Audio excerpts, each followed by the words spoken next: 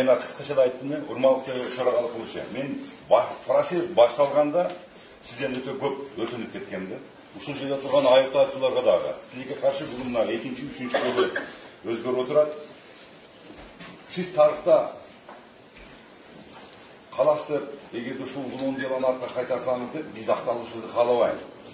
Акыйкат чындык болсун деп, азыркы бийликке, азыркы мамлекетке башыга чындыкты көрсөтүү үчүн ушу кайсы гана судья болбосун 105 томду артка кайтарып, чындык тергөө болуш керек.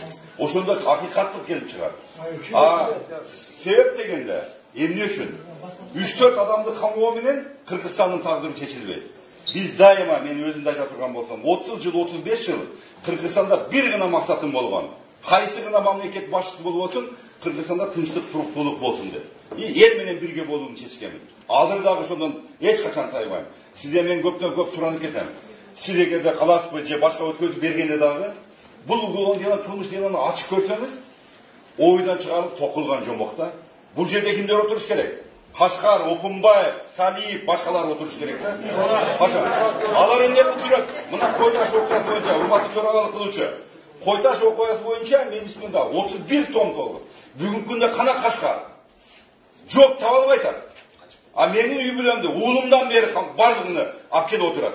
Биз мыйзамга баш ийип отурабыз. Биз чындык, акыйкат болуш керек да. Эмне үчүн Кашкарды таппайт? Эмне үчүн сотко алып келбейт? Мына жактоочуларым отурат. Мен айтпайын дедим эле. Бирок чындык чыгат.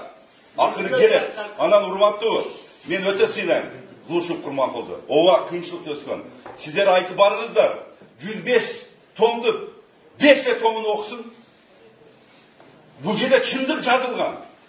Сотрудниктер айтууда ким басып алганын, ким министр болом дегендеринен бери. Мен өмүрүмдө мына баланы көргөн эмес, мен улум менен тең. Ушуга кошуп коюптур мен ак үйдү басып алды.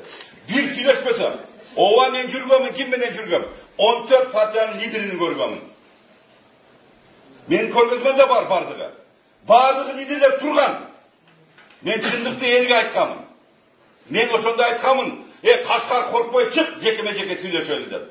Элдерге ок атпагын деп туруп. Мен күндүз айткамын саат 3-тө. Эмне жамандык кылганмын? Мен Сооронбай Шариповичке айткамын. Өз убагында чечимди чыгар, бардыгы жакшы болот деген. Эмне күнөө ал? Мына алар жок. Алардын куйруктары бар, бүгүнкү күндө ушуга жак. Сизден суранып кетем, айтыңыз. Верховный судьяга да айтыңыз. Сизден башкасы келсе да ушул көрүнүш болот. Өтө суранам. Сиз адамгерчиликсиз бар, бирок бир принципиалыңызды көргөзүп коюңуз. Возможно, сиз 5 күн иштеп кетерсиз.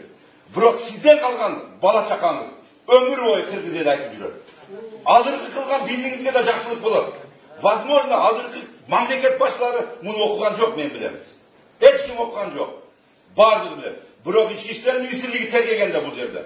Бардык көз боямолук, чыныгы жомокту токуган. Өздөрү да билбейт, угул ондой эмне бар экенин.